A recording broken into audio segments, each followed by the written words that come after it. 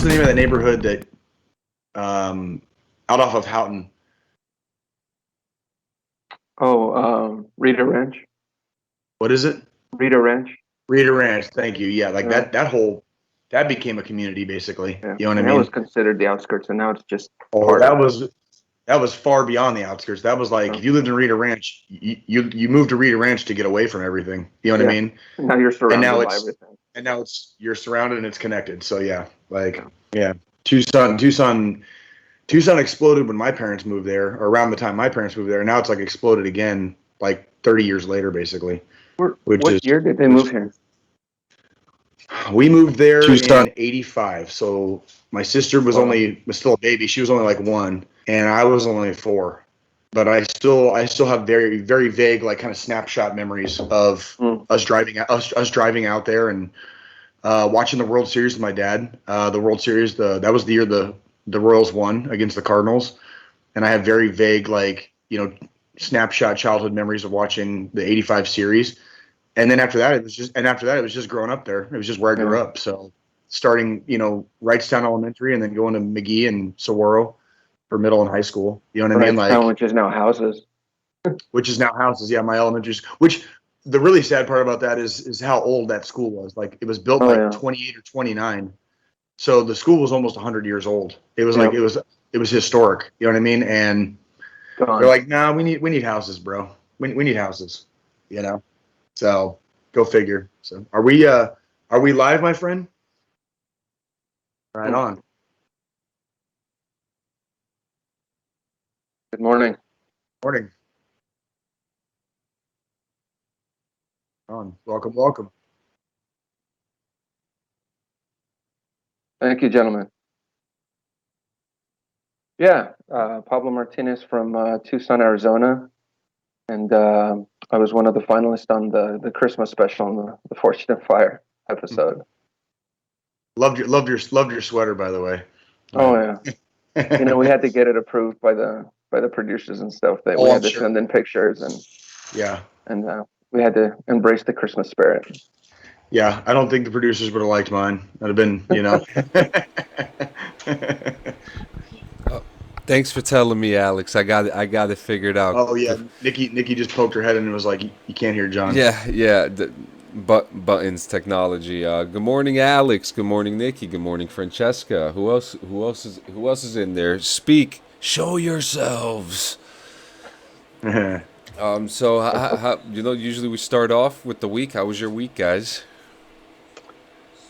Oh, busy. Well, go ahead, Pablo. Go ahead. No, busy. Just telling John that of course, I have a full-time job as a social worker, and actually have a part-time job with a hospice agency as well. So I doing that and then trying to catch up on orders with all the knife making stuff. So it's been any little moment that I have, I'm utilizing it to do something. So tell me. I know we're probably gonna get more into this when we actually start talking about it, but tell me a little bit about like how long does it take you with some of these orders? So you started, but like what's the turnaround time? Like somebody puts an order in, when can you expect like ballpark that you might be able to ship it like to them to your satisfaction? And of course it depends on the knife, on what it is, right? For example, like a bottle opener or a railroad spike knife. I can make it from bare bones to finish an hour and a half, right?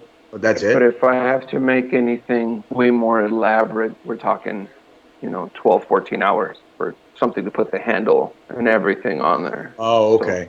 Okay. Of course, the sheath and all that. I mean, it depends on the order and it depends on what it is.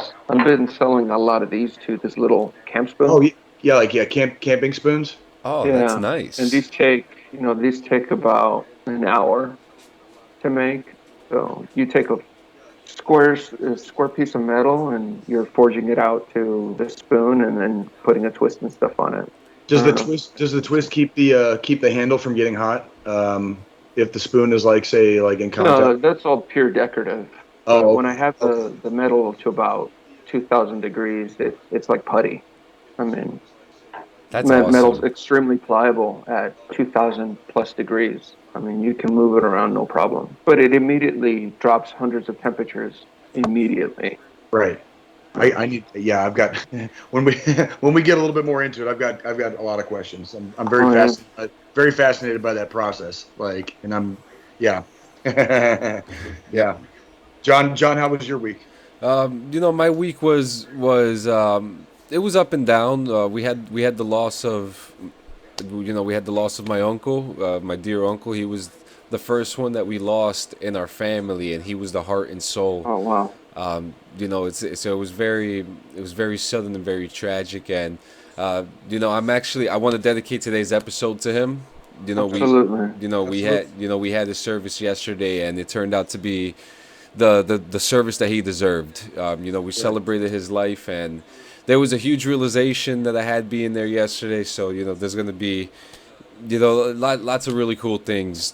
Mm-hmm. Personally, a lot of uplifting stuff coming, and a lot of that has to do with that rainbow I saw after his service.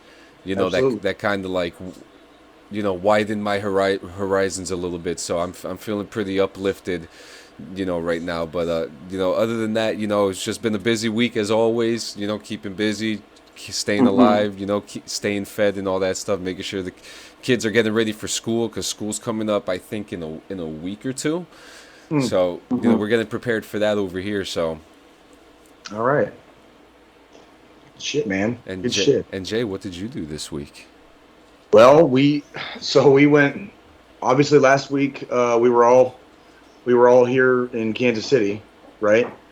And then we went home on Wednesday, and then basically, like, what it turned into was me realizing very suddenly that the girls had Wednesday and Thursday off of school this week. So they basically went to school Monday and Tuesday. But due to standardized testing, they had, they took their standardized test, but I signed them both up for like Wednesday at 8:45 in the morning. And then they had the rest of Wednesday and all of Thursday. Baby, hold on, please. Thank you. And so we ended up basically doing a turn and burn. We were home for a week, and then Wednesday, after the girls finished their standardized test, which took about 15 minutes, we left Colorado and came back to Kansas City for the weekend. So that's what we did. It was my daughter's 7th birthday was on Thursday, so we did that here. Had a good time. And then yesterday we went to a place called Worlds of Fun. It's the amusement park out here in Kansas City. And I just want to put out there, like, that my 9-year-old and my 7-year-old daughters rode a roller coaster that's 203 feet high with like a 170-foot drop, and it reaches speeds in excess of 70 miles an hour. No. So I wouldn't even do it. Bow before the bravery that is my two courageous little children. So. Hey, that's something, because I'm a grown man and I wouldn't even do that. Oh, me neither. So unfortunately the sad part is after this podcast we have to now, I'll be doing a drive after the podcast, So I'm gonna be taking real slow sips of this beer here, and then probably about 2 hours after the podcast we're gonna have to freaking drive back. So we got about a 9-hour drive in front of us today. God. So yeah. Woo! That's the downside of doing a turn and burn. And that is your limit. That is your limit. That's gonna 9 hours in the car is my limit. I learned that. I gotta write that down. That's a trivia question. I love road there. trips.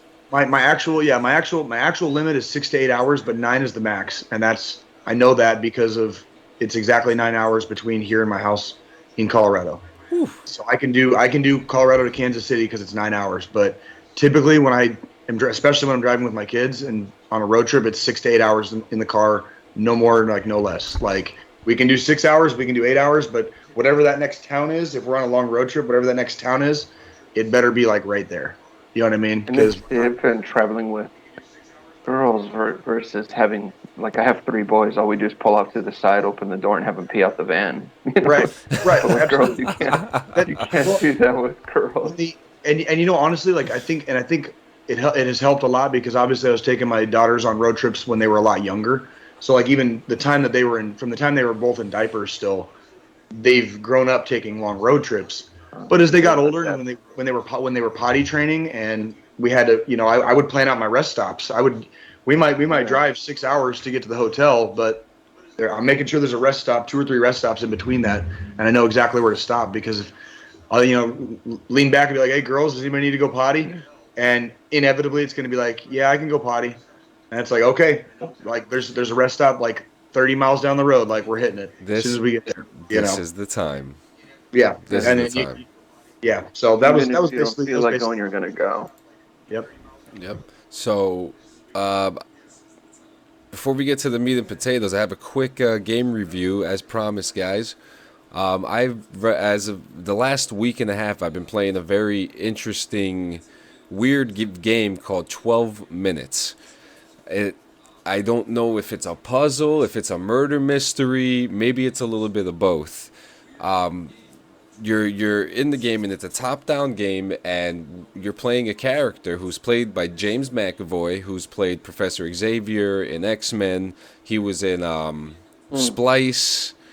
No, not Splice. What was the movie where the M. Night Shyamalan where he did the multiple characters? Oh, you talking about like Glass and fucking? Yes. What was the sequel to Unbreakable? It wasn't Glass. It was God damn it. It was a good movie too, and I don't Whatever. remember it. Yeah, I still want to go on record and state that Unbreakable is still to this day my all-time favorite superhero movie. Like, there you go. Still to this day. Like, it is a superhero movie. Yes, it really is. really is. And it's I will give a very close second to, and kind of a tie for second would be Logan and The Dark Knight. Logan, yeah. Logan's great. But Unbreakable remains my favorite superhero movie of all time. Sorry, I apologize for Oh no, it's okay. that. It was Mr. No, don't ever apologize, Jay.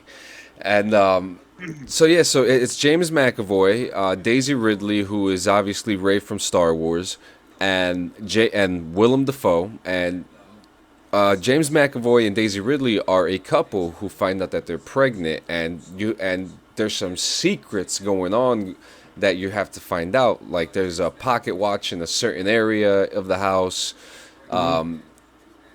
She's hiding something about the death of her father, and you have to figure out what it is. But the problem is you're in a 12-minute time loop, and around the 9th minute, a police officer comes and tries to take the watch from you or whatever. So you have to figure out. I'm stuck where I'm doing the same thing over and over again, even to the unfortunate event where the spouse is getting murdered, and it's very graphic when it comes to the murder, because there's even a death scene with a firearm as well. So Holy craps! But then so let's take like about 1.5 steps backwards. Yes. So this is a video game, but you're playing it continuously, like in 12-minute loops. So like whatever you figure out in 12 minutes, you have that 12 minutes to figure out stuff, and then you go immediately back into the same shit, and you just have to continuously figure out more and more stuff. Is exactly. that basically? Okay, so it's kind of like you said, a mystery thriller kind of. Yep. What do you play it on, John? It's on PC and Xbox. It's I believe it's a Microsoft exclusive, but Holy crap! Yeah, so if you have it on if you have the Game Pass, is it on Game Pass? It's on Game Pass. So if you have it on the Game Pass, you could play it right now. It's actually a 2 gigabyte download, so it's not even it's not very much. Yeah, that's Jesus, that's a song on an Apple iPhone. So I was gonna say it's like Call of Duty's like over 200 now or some crap. Like it's some ridiculous number. It's a very the same developers came out with another game which I'll review next week, because I still have to get multiple endings for it. But the company is very interactive with their games, and this one is just, there's something very interesting about this, because I can't put the mouse and keyboard down. I'm currently stuck with it, and I'll probably put out a video or stream it sometime today or tomorrow or this week, so you guys can check it out. Check it out. Yeah, it's very interesting, especially if you have the brain for puzzles and stuff like that. This is the game for you. Mm-hmm. This is the game for you. So I unfortunately I don't have anything more than that, but I think the premise of it is enough for me to be like, you know what, play it. It sounds fun. It sounds like the kind of game where whether you've got 30 minutes or whether you've got 3 hours, if it's like the end of the night and you've just got a couple minutes before bed, why not pick it up because you can run a couple of 12-minute cycles in half an hour. Yeah. Right. Easily. So I mean, if it runs in real time, I mean, you could still get feasibly a little bit farther down the road and then go to bed, or you could play it for 3 hours straight and just see what you can see or whatever. Yep. So it sounds like a good game. Yeah, I even got so kind of frustrated and confused to the point that I actually deleted my whole progress and I started over again. And I'm back to exactly where I was before when I got stuck. Oh, okay. So it's a very interesting game. I do not have a rating for it right now because I have to finish it. I have to finish it before I give it a rating. Yeah. But check it out, guys. Are there 12 minutes? 12 minutes. Okay. John, are there multiple endings on this, or do you know, or is it just a straight up like? Yes, there are multiple endings. Oh, good God! So you can play it. Yeah. 15. Oh God. Oh boy. Here we go. That sounds like a game you just go into like a black hole and just kind of disappear into for a while. That's what I'm afraid of. That's what I'm afraid of. Right. Right on, dude. Yeah, and you had some shout outs to give.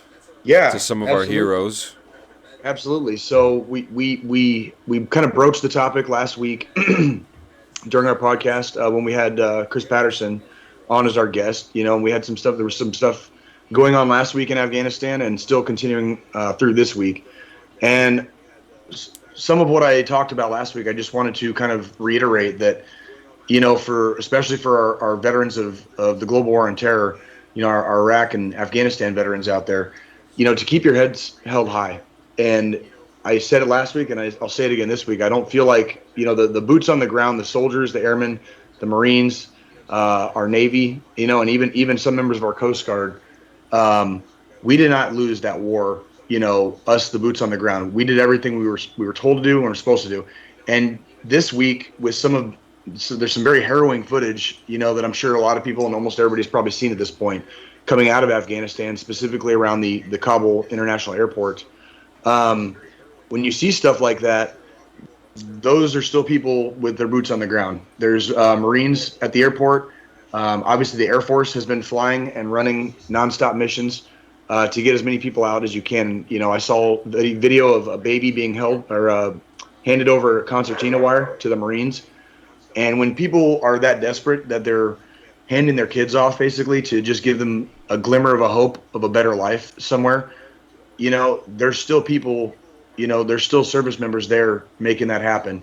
And those are the people like we did our job for 20 years. And I want to reiterate that that's the exact example I was thinking in my head of.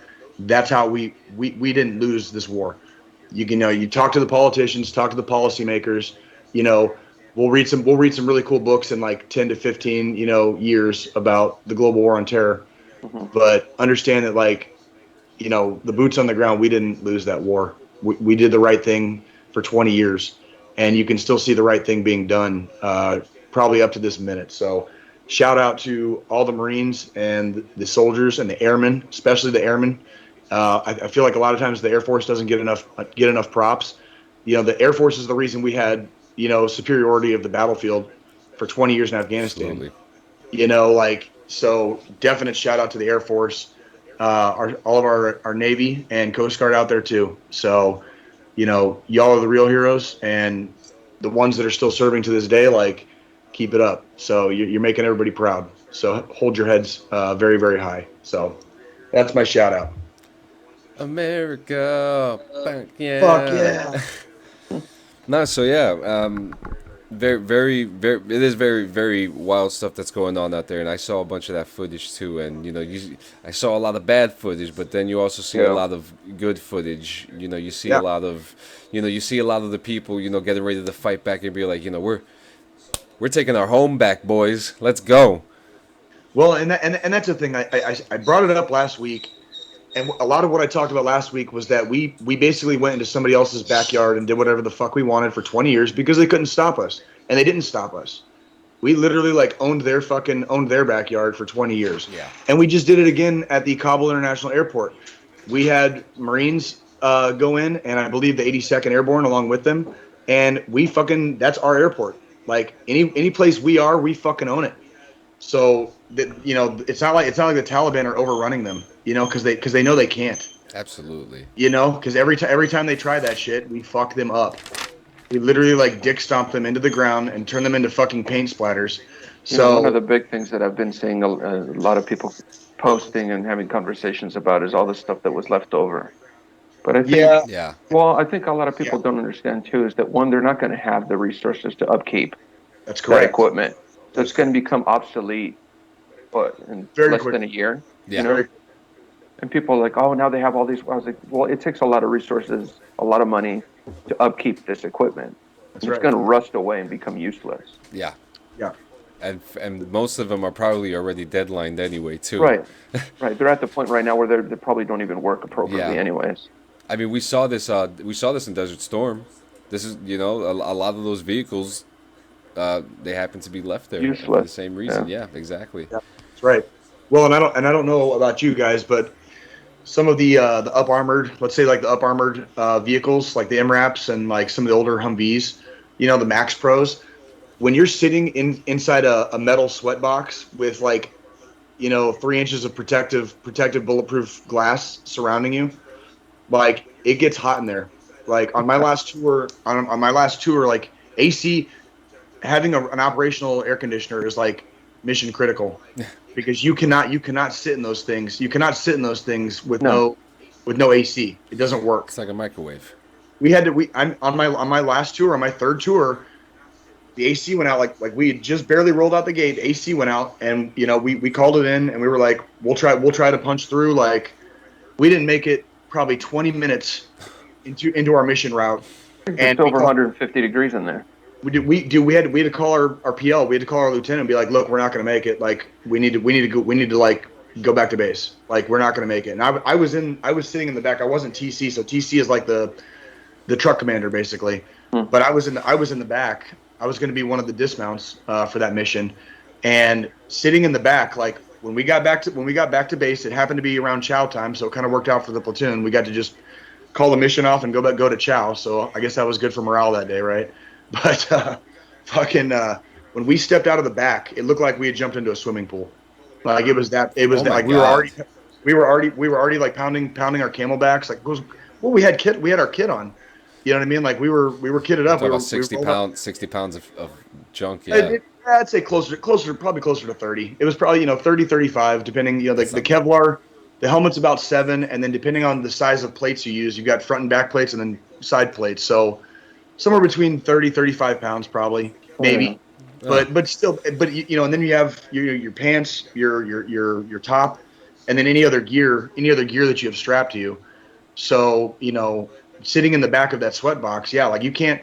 So if as soon as the air conditioner goes out in some of the vehicles that the Taliban got, like fucking let them burn. You know what I mean? Like they'll figure it out. That's what I mean. I think a lot of people are raging hell about how much they left behind, and it's like, well, you got to consider that a lot of that stuff probably doesn't work. Well, it's not going to work very much longer. The upkeep, they don't have the means of keeping that stuff running. They just don't. Right. That's right. We have a comment from Alex. He's talking about he said these platforms aren't just pick up and play, and they're complicated enough to hinder their full operational usage. It's exactly correct. I also know that because my prior MOS, before I went over to the infantry, my prior MOS was I was a mechanic. I worked on a lot of these trucks, and they're not necessarily like a 1960 Chevy that you can just pop the hood and you can see exactly where everything goes. Like there's a lot more to it. There's computers in there. Whatever. Like we're getting sidetracked. Yeah, so. we have a comment here from Joe Poe. Hey, start over. I missed the first 11 minutes. Actually, you're right in time. You're actually right in time.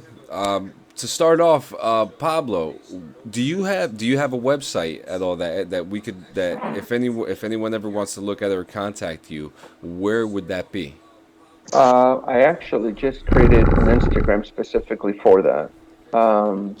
I named my whole forge, and that I have 3 boys, so I living out in the desert. I call it 3 Sons Desert Forge, and it's on Instagram. So again, the number 3, and then Sons Desert Forge.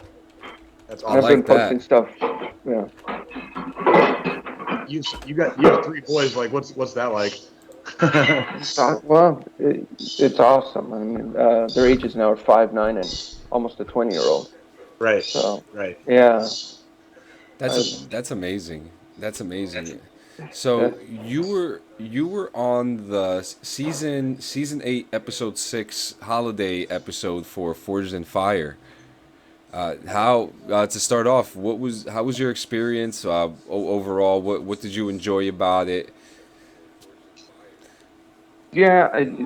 So going back like to the very beginning, this was a show that I used to just watch the first few seasons, and I've always been someone who likes to work with their hands and build stuff, and that caught my eye, and I knew nothing about bladesmithing when I even or forging, nothing, absolutely nothing when I first started watching the show. Few seasons in, my wife pointed out, I was like, hey, they're doing a blacksmithing school here in Tucson. Are you interested in going? I was like, yeah, absolutely. I was like, yeah, I'd love to go learn what those guys do. And then the guy who wrote, he was on the very first episode, and he was also on their on like on a redemption episode. So he runs the school. Um, That's and cool. so I went there. I was going there twice a week, 3 hours at a time for about 2 months, and learning the whole process. And a big one's the safety aspect of it, because it's pretty dangerous, right? If you don't know. I mean, you're working with lava, basically. I mean, I mean, like, Yeah, the steel gets up to about 2,500 degrees when you're working with it. So, it's glowing red.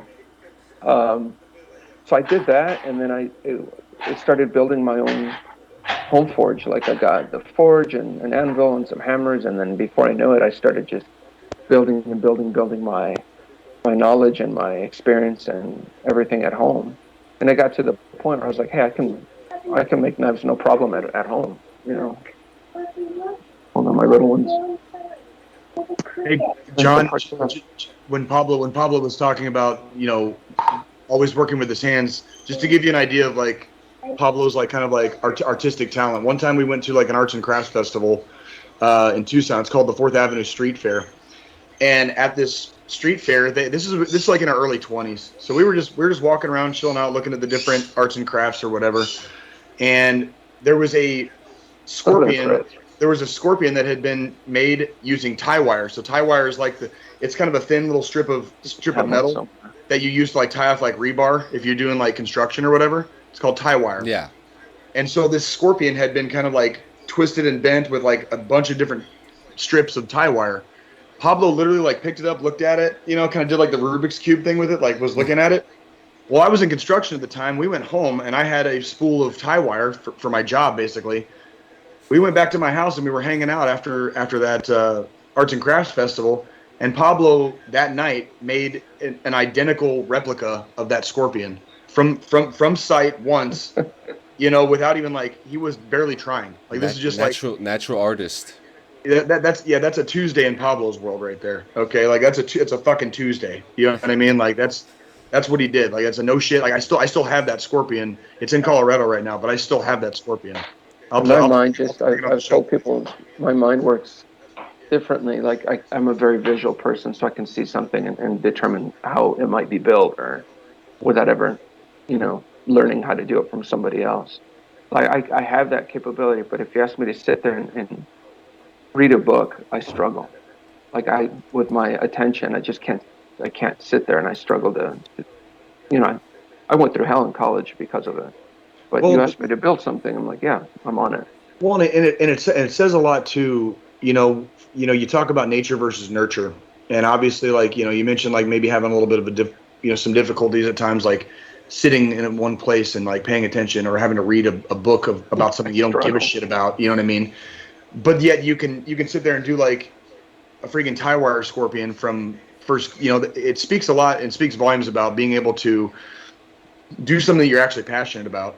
Mm-hmm. And actually falls in line with your, I guess, natural talents because of how your mind operates. And it's awesome that you're able to do stuff like that. And then so you got into Forged in Fire. You took lessons in Tucson. Oh yeah.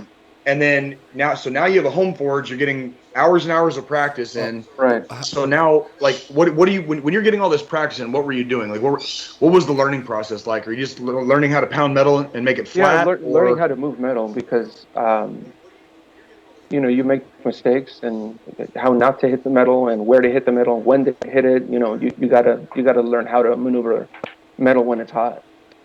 Right. Different steels have different components, so there's different ways of even treating the metal. And Okay. there's different handles, there's different shapes, there's different guards. I mean, I started kind of practicing every little aspect of. What's the process of making handles? Because obviously that's a different material, obviously. So Yeah, I so mean, what do you you have use like for a full handles? tang, which I have. You have a full tang versus a hidden tang. So you have the knife that goes all the way through, right? Okay. It Yeah. goes Yeah. all the way through. So the full knife beautiful. is the handle itself, and Is then you have. is that a Damascus steel on there? It is, yeah. So there's this was actually the very first Damascus knife I'd ever attempted to That's make. beautiful. Thanks, man. You can see a pattern Yeah. in it there. I do the hand carving as well with it. The pins, the lanyard, these do serve a purpose. So if I were to take apart the lanyard, I can make a fire. Like I can go out in the desert and make fire with it. Awesome. Yeah. Awesome. How long ago did you start forging? Um, like forging, early 2019. Jesus Christ, Pablo. That's like barely 2 years. Yeah, about 2 years ago, I started doing it. And that you could definitely see like the natural artistry with something I'm like tell- that's amazing. what did I I have to just say that's Yeah. amazing. what did I Thanks, man. just like literally what did I just fucking say? Like he's only been doing it for 2 years. He's already fucking pulling shit like that. Like like I would like sketch a shitty ass like stick figure drawing of like a knife on a paper and be like, here's you guys like my knife? Like here you go. So Like Like I after said, two. certain things just come natural to me versus other things I really struggle with. You know. Um, but yeah, some things that they just I see it and I'm like I could do it. Or fix things or repair things. Sometimes I like repairing things more than I like actually making stuff. Interesting. That's awesome though. That is awesome though. so for the first So round that pick, handle there, here's yeah. one of my. Oh yeah. So there's that handle, and then you have like a hidden tang. So you have one where the tang goes inside. You don't see where the metal goes inside of it. So you drill through it. Awesome. I don't know if you could see And the this, so you difference. also, so in the process of learning to make handles, you also have to learn a little bit of woodworking too. Is that Oh yeah, correct? yeah. You got to learn with wood, different materials like brass, which grinds differently than normal Okay. steel. It becomes very gummy when it gets hot.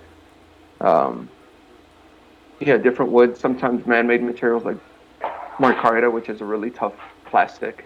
It's virtually indestructible.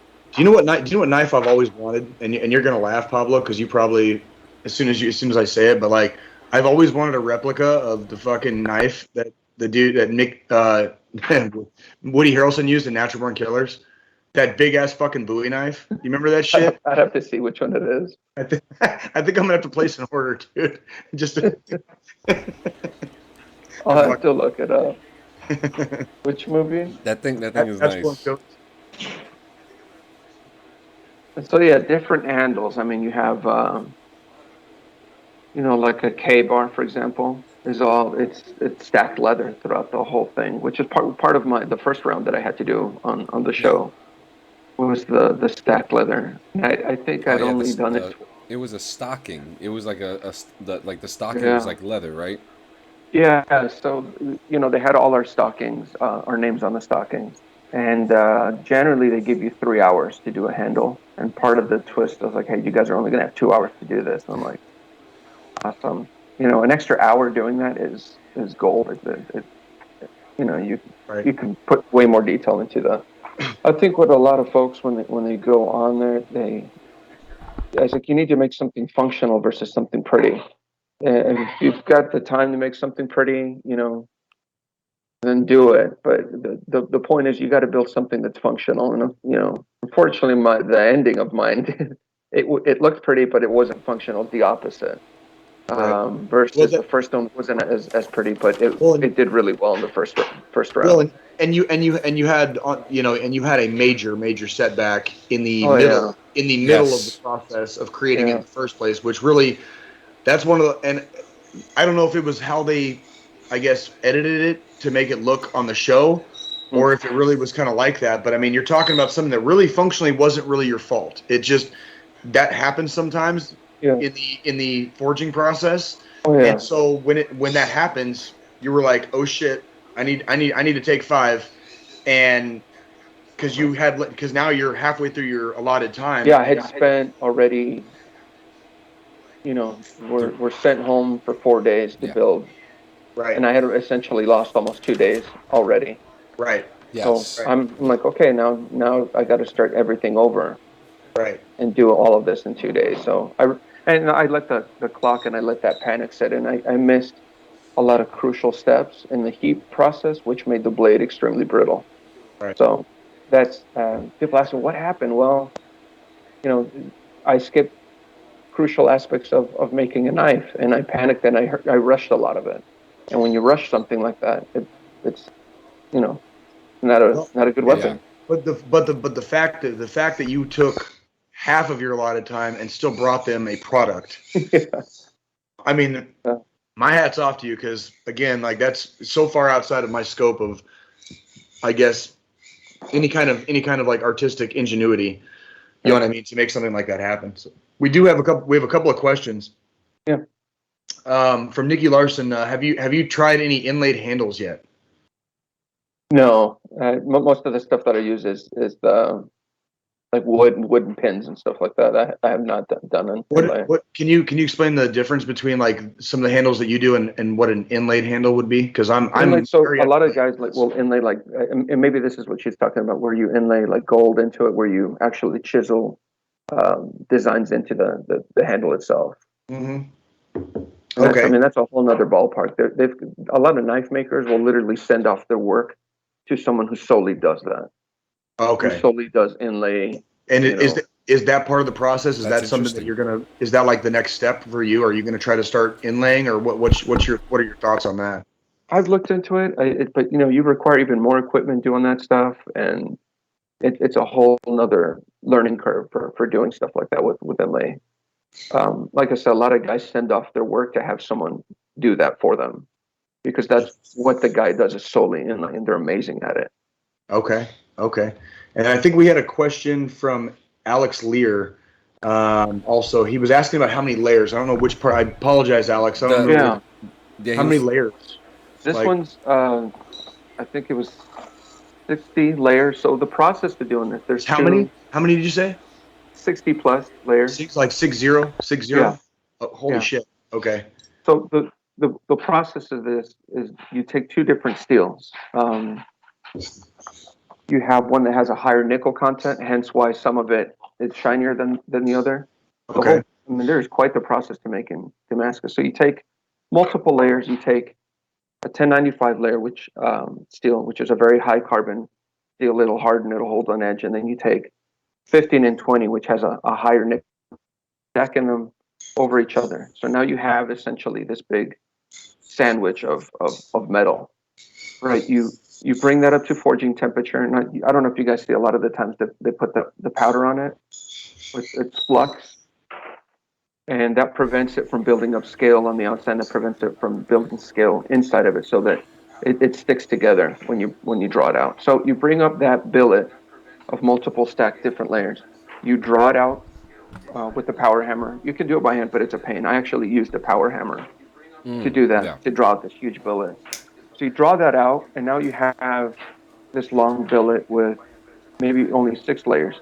Now you cut that up into 4, so you restack it again, draw it out, restack it again. So the more times you cut and stack, you're going to have a higher count of Damascus layers on there. I only stacked it twice, so drew it out, cut it, stacked it, drew it out, cut it, stacked it, and then you cut the.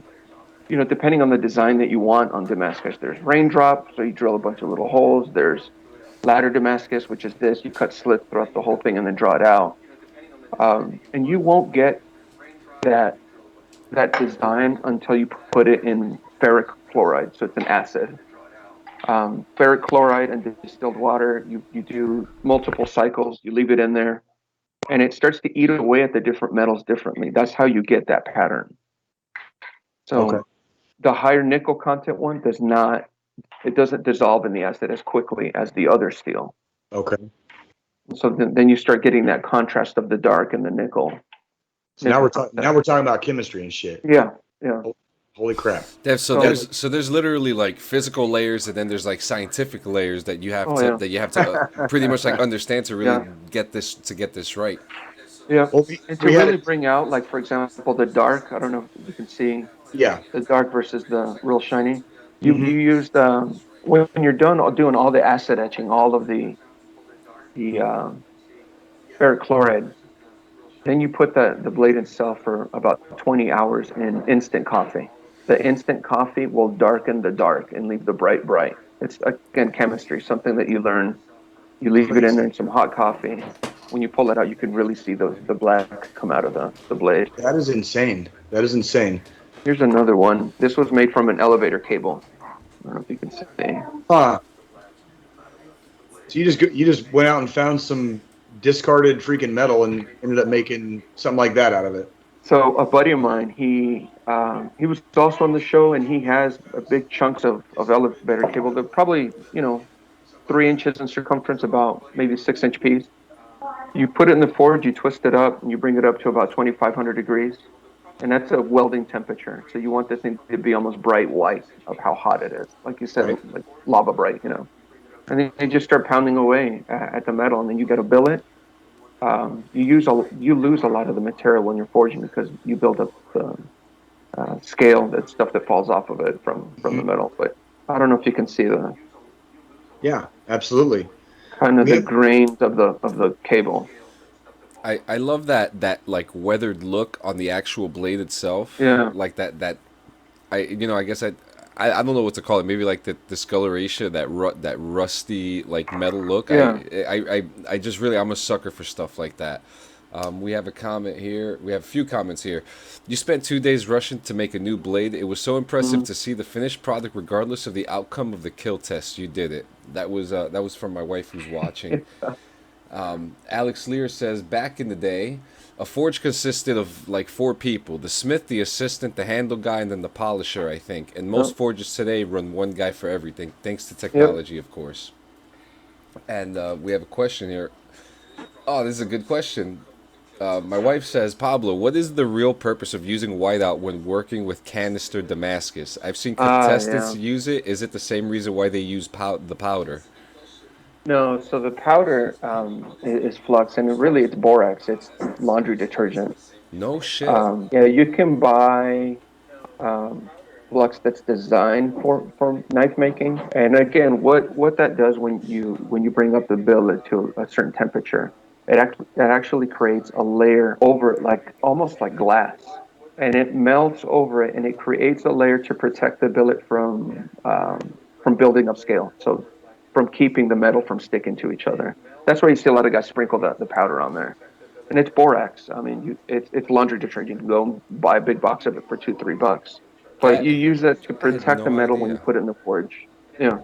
Now the whiteout, you take. I don't know if you've seen pretend this is just a canister. They'll throw a bunch of metal, and then they'll throw powder, which is 1095 powder.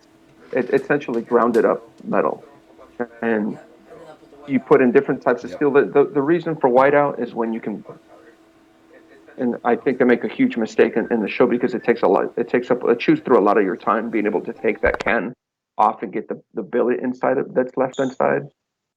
The whiteout prevents it from having your content stick to the inside of the canister. Now, in theory, it's awesome because if you have the time to let the whiteout dry, you let it sit there for a while, and then you throw your contents in there. When you're done forge welding the whole billet under the press or the power hammer, that can will easily peel off because that whiteout will also protect the actual can from sticking to all the stuff that you put in it to create a blade with. But on the show, you see a lot of guys struggle taking that can off because it's stuck. So if it were up to me, if I had to do like a canister, I would just throw everything in there, forge weld the entire thing together, and just grind off the canister. Draw the whole thing out to a blade, and then just grind it off. Interesting. That is very That's that and interesting. the most It's a interesting. lot less time consuming. Yeah, and the Right. most interesting thing to me about the whole thing is that the flux is borax. I would have never thought I would have never known that at all. Like if you Yeah. like that's very interesting. Pablo, Like I said, I've they make specifically flux for Smiths, but everyone just uses borax because it's the same thing essentially. right. I, I apologize. I didn't mean to interrupt, Pablo. No, no, no. I had a question. I remember when I was watching the show, it seemed like obviously it's a competition, Hmm. but there seemed to be this very, it was just very, there was a lot of camaraderie really, and it wasn't so. Even though it was a competition, it was like the four guys, it's you and three other guys, but everybody was kind of like also in the back of their heads, kind of rooting for the other guys too, and there wasn't this like dick swinging alpha male vibe at all, and There like isn't, man. I can't think of any time that I've seen the show in the past like eight seasons where people are out to get each other. A lot of the times you hate to see the other guy fail because Yeah. the hell that you're going through, and you're like, oh, I don't want the guy to fail, even though he's in the competition. right. They didn't show a lot of the camaraderie of us laughing throughout they can only show obviously so much, Well, but there is but a lot of camaraderie. which you could tell because just the way your guys' body language around each other when like all four of you were in there or when you guys were working together, they did show a couple of like very small, I guess, kind of interactions, and Hmm. it was always I really want to say like friendly. It was just like Yeah. they were Oh all no, it is. very friendly interactions, and And obviously in a like very tense environment too. right, Yes. right, right. Yeah. It's like And the last time I had felt that nervous was I think back when I did sports, when I wrestling. wrestled in high school. Yeah, and Yeah. you're stepping on the mat. You're like, I'm about to go up against this guy, or any sport for that matter. You feel that adrenaline. Yeah. Mm-hmm. But I think it didn't really settle in that I was like, oh my gosh, I'm really actually going to be doing this. They take you off the forge. There's a lot of filming, obviously, a lot of takes and that sort of thing. But it didn't really hit me, and I didn't really start thinking, oh my gosh, this is about to go down. Until I started walking into the forge, and you've got four different forges lit up, and it is loud, and it sounds like a jet in there. Huh. You know, my forge is a dual burner, so it has two burners into it, and it's Okay. loud. Like my family can hear it when I'm out there. That it's just 2,500 degrees. It's going to be loud and hot. Right. Well, these have three, and then you have four of them in a row. So you have 10 times as many burners in that room, and it's loud, it's hot. Then that was the only advantage that I had going into this, the heat. I can tolerate heat. Because you're from the desert. Yeah, and I'm doing this outside as it is now. I've transitioned everything into my garage now, but when it's 100 degrees plus, and you have your forge, it's exhausting. It's hot. Alex, yeah, that was Alex. Alex Lear asked the Yeah. question: how was the heat dealing with four forges in one side in one Yeah, space? it And was hot, but again, I could tolerate it. I think I told that to the other cheers, blacksmiths. cheers to Tucson, Arizona, ladies and gentlemen. Like the heat ain't shit. It was the same when I went to Afghanistan. Like the heat was I like it tolerate was it. it was hot as fuck, but I was used to it. I grew up in the fucking desert, so it's like Yeah. okay, like I guess I'll just do this. Well, all the other guys were from cold temperature states. So Jaron, for example, he's from Oregon. It gets cold there. Yeah. Oh yeah, Stryker, he's from Washington. It gets cold there. And Cody, he's from upstate New York. Yeah. So these guys are from cold states. And when I went, obviously it was winter. And and you're wearing a sweater too, and you're wearing a sweater, like a yeah, Christmas a sweater. Christmas sweater. But that it got pretty hot inside the forge, and it was just like being home. And I know that a lot of guys that go into the show get heat exhaustion because of how freaking Yeah. hot it gets in Yeah. there. It's been shown plenty of times too. It happens, you know. It's no joke. It gets hot in there, man. It's uncomfortably hot. And then, but that was it. That was the only advantage. I thought, okay, that's the only thing I got on these guys is I could tolerate the heat. Yeah. Well, I wouldn't say that's the only thing you had on them, because I mean you did make it to the finals. You know what I mean? Yeah. So, what can you explain the process of the before you were in the finals? So you walk in the room. There's 4 forges, Mm-hmm. and they give you this like Delilah, baby. Let's chill for a second. No, like so you go in there. There's 4 forges, and you kind of have like a grab bag, like you don't even know what you're going to be doing, but they're Mm-mm. about to tell you. So you're kind of walking into this whole situation blind. So what was the process from they kind of say like this is what you're doing, go check your Christmas stocking or whatever they had the secret Yeah. stuff in and go. So can you kind of walk us through that first round where you were just like and all 4 of you were together and I guess take it away. Like Yeah. So when we're brought in and we look at our anvils, we see that there's a little something's wrapped, and I'm like, okay, we're obviously going to be utilizing whatever's in there to make whatever it is that they're wanting us to do. And then I'm kind of looking around, and I was like, I looked at the big Christmas sled. I'm like, I guarantee you, they're going to have us tear that thing apart and combine whatever's on my anvil to The sled. that sled. Yeah. And in fact, a prior person you had last week, Chris Patterson, I had told him, I was like, I bet you anything, man, they're going to make us tear apart a sled or something to make right. this. And I think, sure enough, right?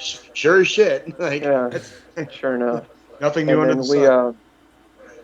yeah, we get there, and then Grady, the host, tells us, hey, go ahead and open up your present on your anvil, and you've got these 2 square, uh, long billets of mild steel. It's like your everyday steel. Just it's not good for making knives. It's just regular It's steel. steel, It's right? just steel. Yeah. Steel.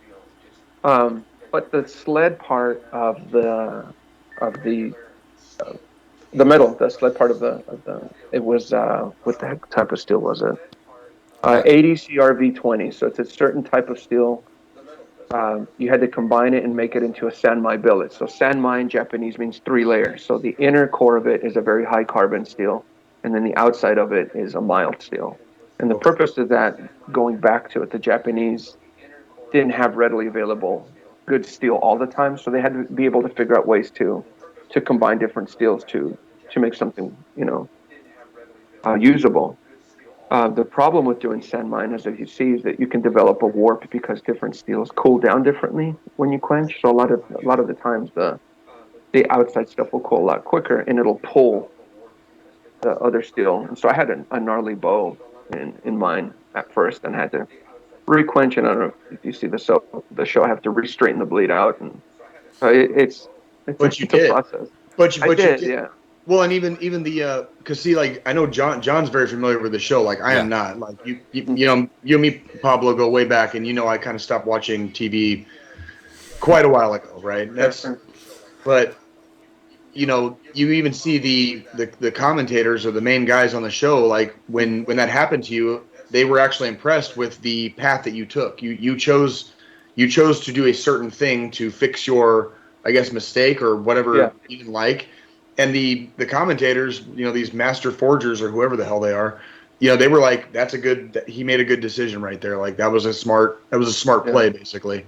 And can Yeah, you because you have describe to that? think on the fly. Once the time Well, starts, it describe starts. Yeah. describe that thought process. So you're in the middle. You're in the middle. You notice that your blade has a little bit of a warp or a little bit of a bow. Mm. And how did you reach the conclusion this is going to be the path that I take to fix this problem? Like, what was your thought process as soon as you saw that thing with a little bit of a bow or a warp, and you were like, "Oh shit, I'm on the clock, but how do Yeah. I fix this in like less than 30 minutes?" So, like, what was your So, thought process? I had when I went for the quench and I pull it out and I start grinding, the metal starts cooling and it starts bowing, and I'm like, crap. My decision was to put it back in the forge and Okay. try to re-quench the blade, and it helped a little bit, but I still had that gnarly bow. Um, What's the danger? What's the danger of a requench? I actually have, yeah, when you explain it, I actually have a yeah, question about the quench. you're developing a lot of stress in the metal, and the Okay. more stress you add to it, you're going to start developing cracks and delaminations, and you're going to really be stressing out the metal in it, and you're going to be developing small micro cracks throughout the whole metal, which makes it extremely brittle. Okay. I think what a lot of, and if you see that on the finale building the sword. When you quench a blade and you pull it out after a quench, it's like glass. You can take and snap it in your fingers. I mean, it's extremely brittle. And that's what happened with mine. When I was cleaning mine up, I hadn't taken that hardness away. It's called tempering. Mm-hmm. Uh, you can either do it in an oven. You can do multiple cycles. You can put the blade in an oven for 400 degrees for an hour or two. You do it 2 cycles. So it takes away the hardness of it, the brittleness of it, but it's still hard enough to hold an edge and to not break. Right. At the time that mine broke, I had just quenched and I was cleaning it up, and I had tempered it, meaning, I hadn't taken away that brittleness from it. And when I was cleaning it, when I clamped it down a little too hard, and I heard a little pop. I was like, oh no. And then sure enough, when I was taking it off the clamps, it was split in half. I couldn't believe it. I was like, all right, time Here to we do it go. again. Yeah, there was a comment that you made too where you stopped and you said, "I'm going to take 5 minutes Yeah. commercial break." No, and that was very heartbreaking. I do have a question about the quench though, because Hmm.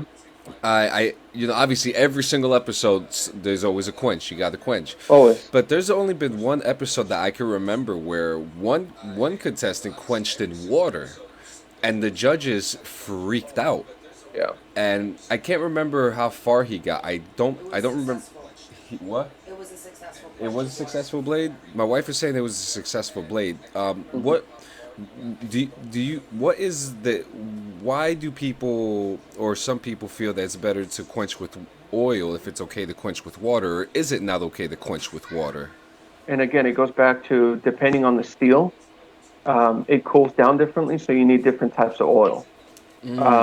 If you quench, it goes back to the Japanese. The Japanese have been quenching in water for forever. That's how they made all the katanas. Now, what they started doing is they added a ton of salt to the water. Why? I don't know. This is more of a chemistry question, but they'll make a brine, meaning it's a very heavy salted water, and it cools down the metal differently when there's a bunch of salt in the water itself. But the reason people use different oils is because different oils cool metal at different rates. If you Most metals, if you quench in water, will shock the metal too quickly, and it'll shock it too much to the point that it'll crack it. It'll literally fall into pieces. And a lot of the times, if you put the metal in water to try and cool it down when it's too hot, you're immediately going to start developing cracks in the metal. And some people do it. I know they've had some episodes where they do it, but ideally you want to quench in an oil. It'll cool down the metal quick enough, but not too fast that it'll crack the metal itself. So A lot of folks, I'm sorry. Go ahead, Pablo. Sorry. Go ahead. yeah, and I bought a specific quench oil for what I do. It's designed specifically to cool down metal at a certain rate without developing any cracks or shocking the metal. A lot of folks use like peanut oil or canola oil. It's called the poor man's quench oil, because it's readily available. Right? You can go buy a gallon of canola oil for what, $2? But a gallon of actual bladesmithing quenching oil is $30-$40. Is there any inherent danger in quenching in water? Is it a danger to the smith, or is it more it's more of a danger to the blade? It's more danger to the blade because, again, if you shock the metal too much, it'll crack on you. It'll shatter in water. So basically, going back like 300-400 years to like the samurai era of Japan, up to this point, they've developed in their culture and their society some very, very effective means of making these like badass like katana blades. Oh yeah. But what it came down to is basically like the most badass katana blades, were born in bath salts.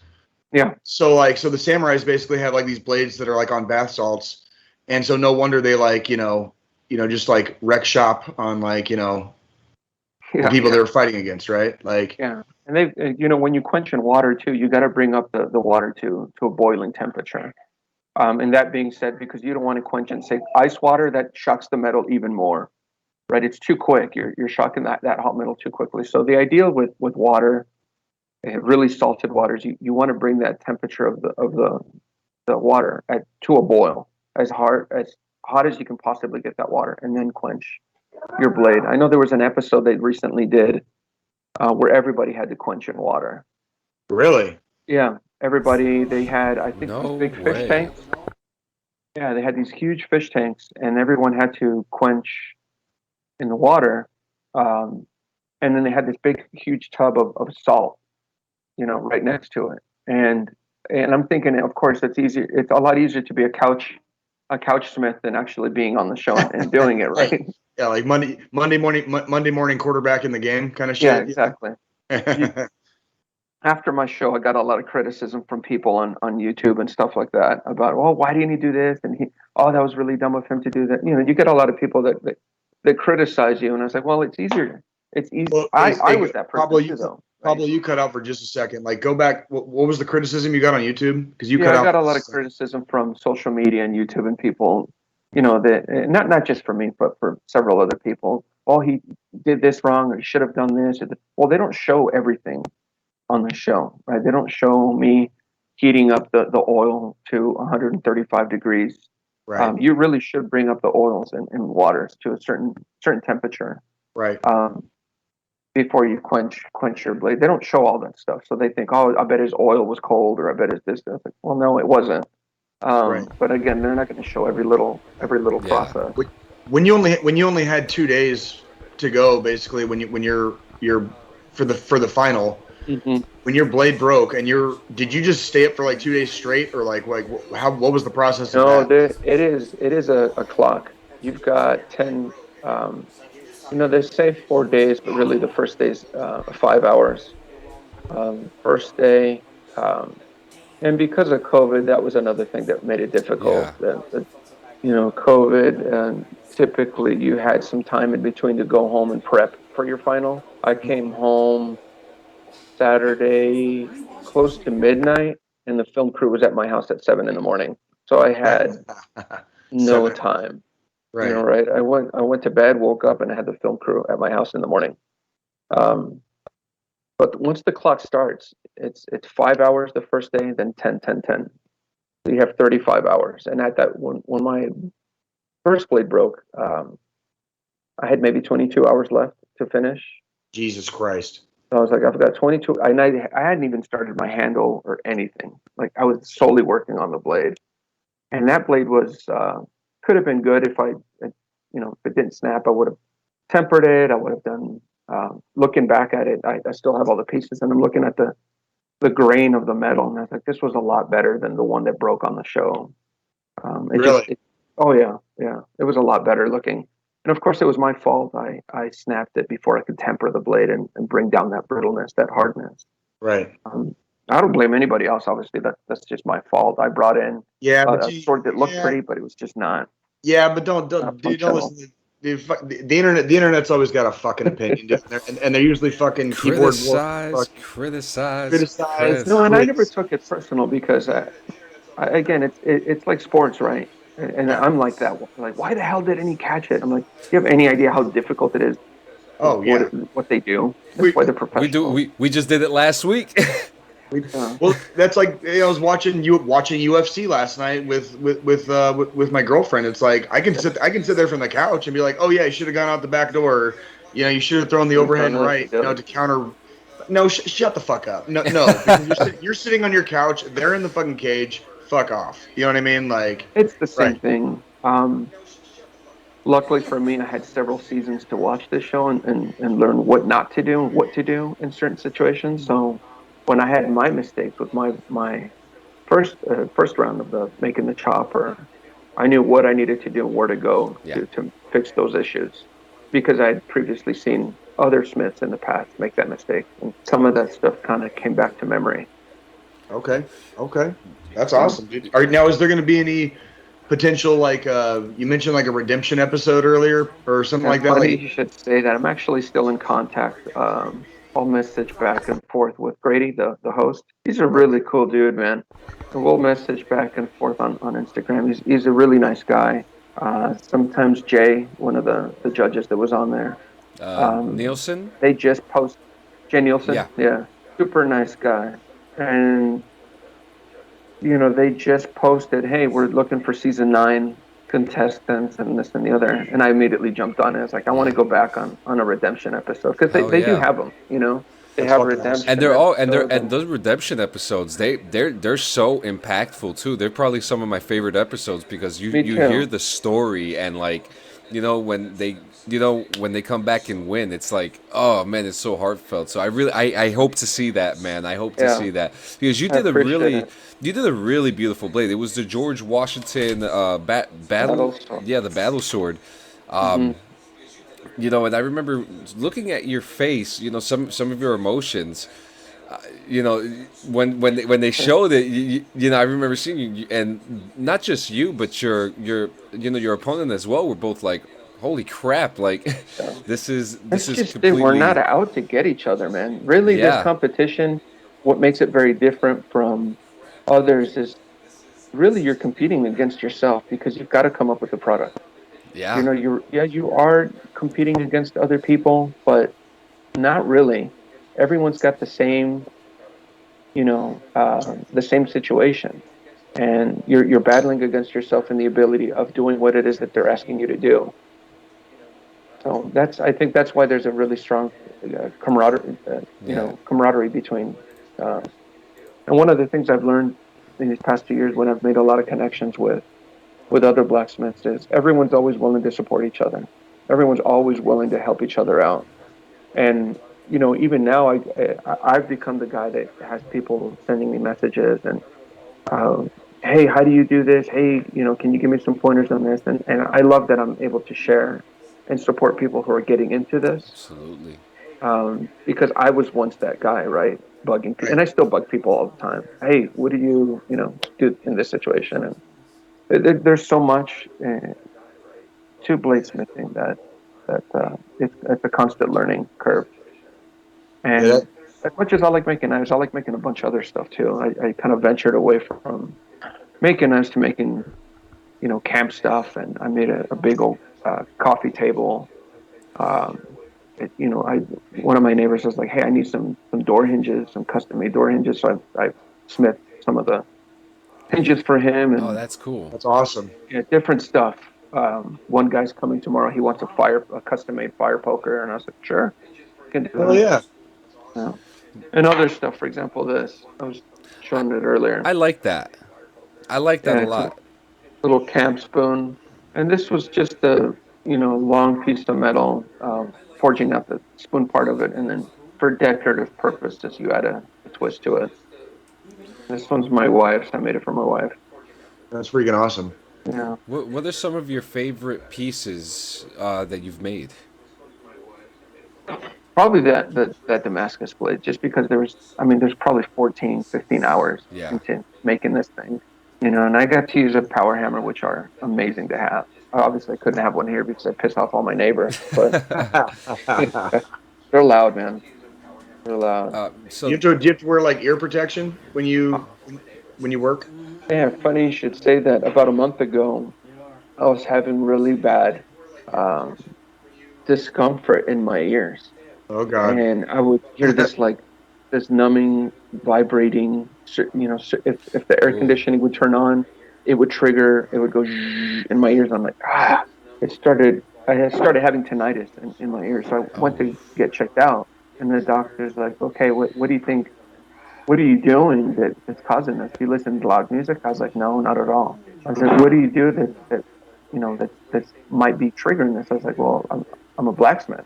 I was like, do you wear any ear protection when you're hammering away? I was like, no. Do you When you're remember? using power tools, all that stuff's really loud. And so I now use it even when I'm hammering because I've tried both, not having it on and having it on. It's a massive difference.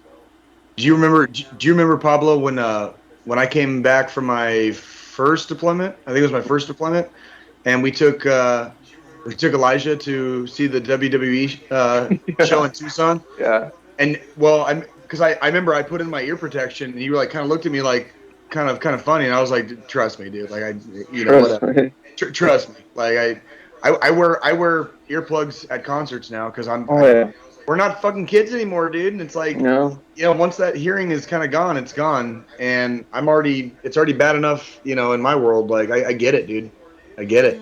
Like, No, I think that when a lot of the guys that come and they want to learn blacksmithing and they want to, I mean, you get this anxiety where you're like, oh, I want to start hammering away. I was like, well, first you gotta, safety is the biggest one.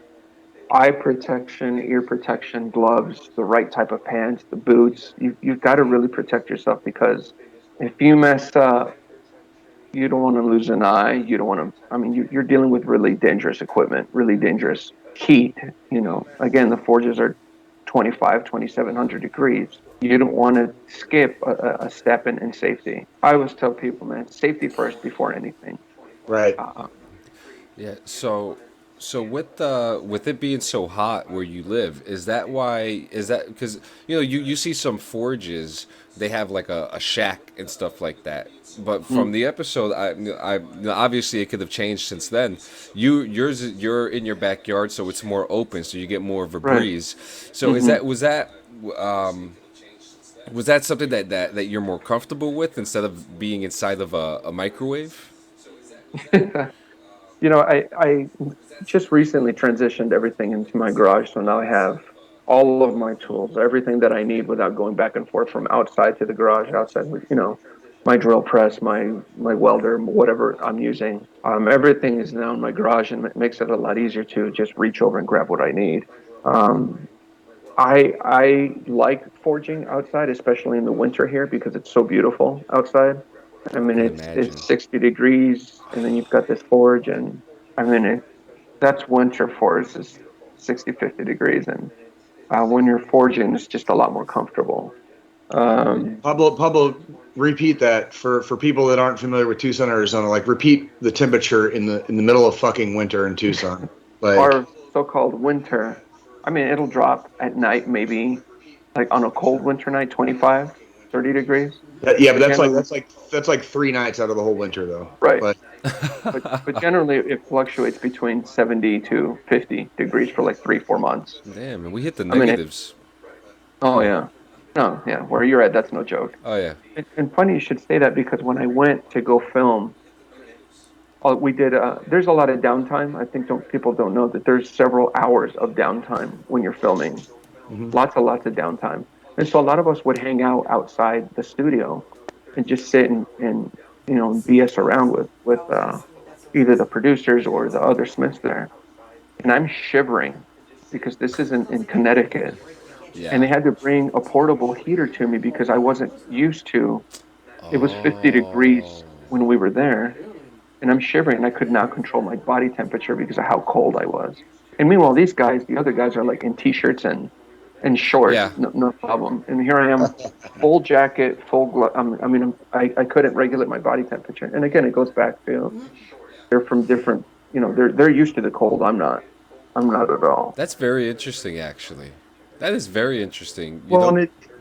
and he didn't have time to acclimate. I mean, that's something that we do in the army. Is like, if you were at Hawaii, and let's say you go to like Fort Drum, which is in upstate New York, they're going to give you a couple of weeks to acclimate, or pretty much anywhere in the army, and you go to Fort Carson, where I was stationed, you're going from whatever elevation to over a mile high in elevation. Mhm. You're going to 6,000 feet elevation.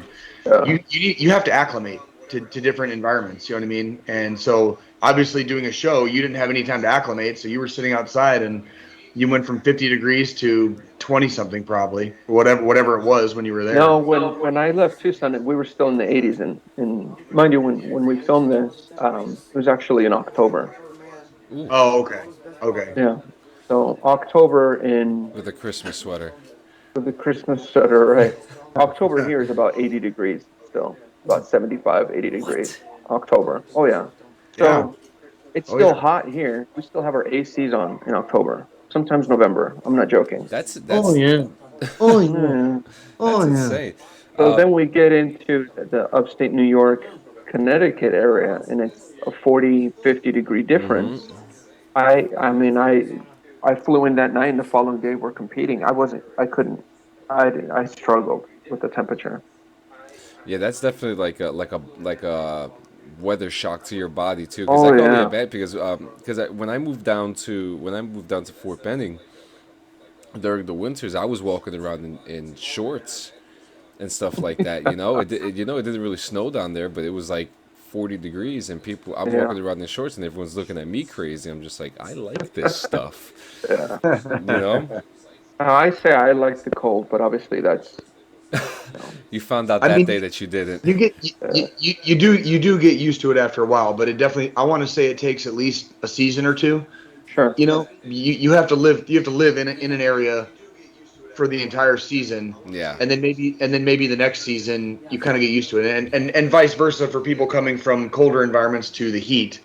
You've got to live through the heat, and then maybe the next year, you kind of get a little bit more acclimated, or what worked the year before, type stuff. Well, You I know what I can't tell mean? you how many people who come in here to watch U of A play. You know, the stadium's outside. It's Right. still 100-degree plus. You got a lot of people coming in from like Oregon or all Yep. these cold states, and people are passing out in the stadiums because it's. Oh And Yeah. yeah. meanwhile, we're out here like this watching the game, like Oh, absolutely. yeah, Well, and we're used to it. that's one of those things where obviously it's been known for a long time, but I mean, you get a lot of these college sports teams and stuff, and you get the fans. And when the fans come from out of state, and then you throw Struggle. out you throw alcohol in the mix on a hot Oh, ass day at Air, yeah, at Arizona Stadium, like watching the football team play or whatever. Like yeah. people fuck it up, man. Like Get sick. when it's over 100 degrees, like you better check yourself. You know Oh what I yeah, mean? You better check yourself like real quick. absolutely. Yeah. So So I just have two more questions before Yeah, we hit our first. time. First, this is a serious question. The other one not so Hmm. serious. Uh, how hard does David Baker hit the weapons? Like, cause we only get like a nice little percentage of it on TV, but he Yeah, looks like he really beats the hell out of these yeah, things. he does. Jay Nielsen is actually known more for breaking people's Yeah. blades all the time. He puts everything into it. The other guys hit it hard too. It's Jay that really puts him to the test. Um, but to say that he hits it with, I mean, as hard as you can. He Oh wants my to make God. sure that to see if they're going to hold up. Yeah, it's amazing. So how was that sound like? Because you're not getting the music. You don't have the No, background music. You don't have like all the sound effects. So what is that experience like when you're we're watching your? standing there. The mantles to the right. You've got the judges and stuff, and they pick up your weapon. It is dead silent in the studio, like dead silent. And then here he comes pick up your weapon, and it's just him hacking away. And mind you, the amount of times they hit it was actually 12 times. On the show, I think it shows it just a few times. It was Yeah, 12 times that he hit it on the mantle itself, and it's loud, because he's putting all his might into it to try and test this thing and see if it's going to hold up. But no, he pretty hard, pretty damn hard. that's pretty cool. And I also noticed in your home forge you had chickens. So as a Puerto Rican, growing up every single day with chickens pecking at my window to wake me up for school every day. So are you do you farm? Are they pets? Yeah, we have we had them. Unfortunately, no longer. But we had five of them off to the other opposite side of the house, and it's funny because my kids loved the chickens, and when they saw them on TV, of all the things from seeing their dad on TV, they lost their minds when they saw that they had actually put the chickens on the on the TV show. It was like no, I mean, yeah, of course they were happy to see me, but they lost it when they briefly showed the chickens on the TV. that's That's awesome. really cool, Yeah, man. Because I mean, I got excited when I saw the chickens too. I was like, oh, there's chickens. He's got yeah. chickens. So that was Striker, the guy who won, he's got a full on farm. I don't know if you saw. He's got like goats and yeah, chickens, and yeah. he's got a full on farm and where he's at. That's really cool, man. That's Yeah, really we cool. had fresh shakes for a long time. Oh hell yeah. Yeah, That's really cool, man. And as a fan of the show, I think you could already tell like some of the humbleness that some of the judges have. How were they when you were with them? And again, I think TV portrays them maybe not accurately. You know, like Yeah. for example, Jay Nielsen's considered like what is that? America's Got Talent guy. He's always mean to people. Simon Cowell. Yeah, he's Yeah. got that type of character. But then you offset, everyone's super cool, man. Hell yeah. I mean, Doug Marquette's a really nice guy. I got to hang out and chat with him for a little bit. What happens when you get a lot of these guys that have the same common interest? You end up talking bladesmithing. You end up talking. You're talking shop. You're talking shop, shop basically. the entire time. That's all we did. Yeah.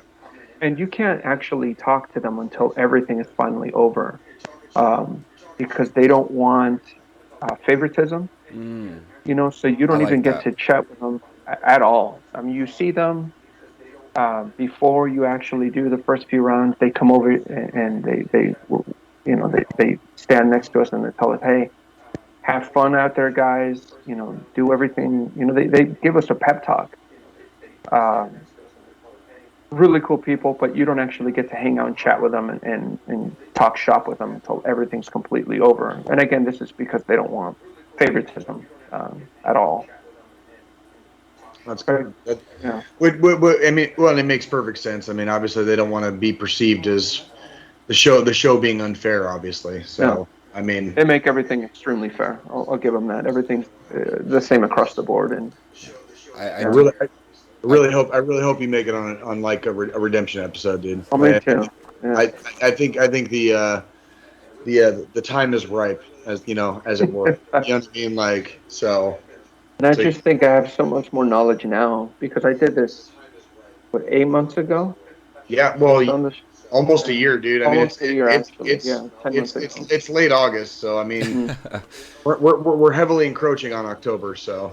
I think it's allowed me to grow so much since then to now, and now knowing what to expect if I ever were to go back, I don't think I'd be as nervous. I think I know what to anticipate.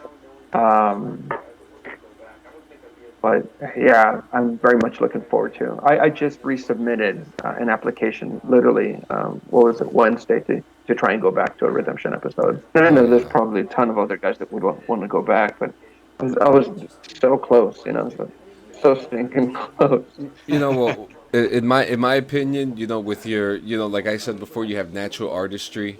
You're a very, very cool guy. You're very talented. I don't see why they wouldn't. You know what I mean? You're really, your work is really cool. I respect it. It's, I couldn't do it. I wouldn't do it because I'm afraid of fire. I'm clumsy, so I would definitely mess something up. And like I see one of my best friends, Alex Lear, saying, he wants to ask his landlord to build his own forge in his own backyard. I've been wanting to take up swordsmithing for like 10 years. Seeing things like that, seeing people try to take up a trade that is so risky, but so mentally empowering at the same time. It's got to be, kudos to you, man. Kudos to you. Thank you. And for me, it's like my therapy. It allows me to kind of escape and really just let off some steam and focus on. Because if I'm not actively doing something, working on something, I don't like downtime.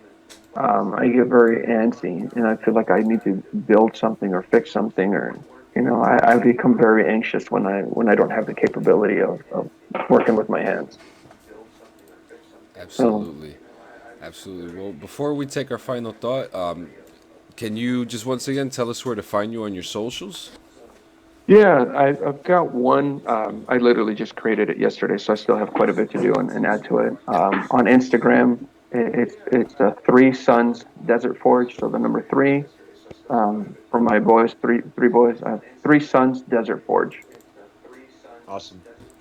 And I think John has that pinned on our comments. I do. And for Jay, we have another appearance here of Shia LaBeouf. Oh, when you see your homies doing good. Yeah, that's right. That's exactly right. That's exactly right. When you see your homies doing good, that's right. That's just me sitting in the audience, just proud as fuck of my fucking homies, dude. Like, talking about. And there you go. So it's happy as shit. Absolutely. See my boys good. And obviously before the final thought, guys, for 10% off your Rogue Energy your next order on Rogue Energy drinks, use DD214 Gaming today. Also use code DD214 Gaming on your next art commission by Cobalis Designs. Oh yeah. Yeah, so if you don't mind, I'll take this one this week. Absolutely, please do. Yeah, so guys, we have, there's a lot going on in the world, in our lives personally. We have a lot of service members coming back from Afghanistan. We have to, it's no secret. Once again, we promote 22 a day. Like I was saying earlier, I lost my dear uncle. And I said to my family members, if you feel down, if you're having a hard time, give me a call. For anyone who, if you lost a family member today, this morning, couple minutes ago, or if you lost your husband or your wife who's a service member due to war, you're not alone. Talk to somebody. For the guys coming back home right now, there's a long process that these guys are going to have to go through. There's guys who don't want to come home. There's guys who want to come home and don't want to face the reality. Give them a call. Those are your homies. Those are your brothers, your sisters. And then, like I say every single week, we are all that we got. Yeah. The number is 1-800-273-8255. 1-800-273-TALK. You could call them or text them today. Someone is always there volunteering to hear your story. Someone is always there to hear your issues. And someone is always there to help you. Do it today, guys. That's right. Appreciate it, John. And Pablo, thank you very much for coming. And as I say every week, if you're getting a phone call at 2:30 or 3 o'clock in the morning from somebody, like, please pick up the fucking phone. Please I usually do. Yeah, Pablo might have been on the receiving end of a couple of those, like from me, here and there. Yeah, just once in a while, right? Yeah. And to add on, Jay, as Nikki said, Marty was 1 year ago on Wednesday. So anybody, please ask for help. Please ask for help if you need it, guys. Pablo. That's right. Thank you so much. Yeah, man. Thanks for having me on. It was definitely fun to pick your brain a little bit, to learn about the show. That's one of my favorite shows of all time, and to have you on here. Jay, thank you for bringing him on. I think it's so cool that you have such successful friends. I have the friends that I kept in my circle, and there's a big difference. Like the guys that I kind of grew up with, and especially going into my early 20s. The guys that are still around, as far as like people that I keep in regular contact with, let's say like quite often, a lot of them have artistic temperaments, and that's, I don't know, maybe I got lucky in the order, or maybe the universe fated that I would choose to keep a close social circle, but also people that were actually like healthy and beneficial for a healthy and beneficial life, right? So, guys like Pablo and Chris and other people that are in Tucson, Arizona. By no means is Pablo and Chris the complete list, but if you want to have a healthy and happy life, you need to be happy and healthy, and part of that is who you choose to surround yourself with. So that's not to get all fucking 40-year-old dad on it and shit, but it ain't no joke. It ain't no fucking joke. Mom and dad were right about that shit when I was young. So, it is what it is. Thank you, Pablo. Last thing I'll say, man, anybody who is interested in getting into this, has questions, if this is something that somebody wants to learn, how to go about it, where to go. I've got a wealth of knowledge and resources that I go to now. You're always welcome to contact me directly. I'd be more than glad to help, any fellow smith around. That's awesome. That is awesome. You heard it here, guys.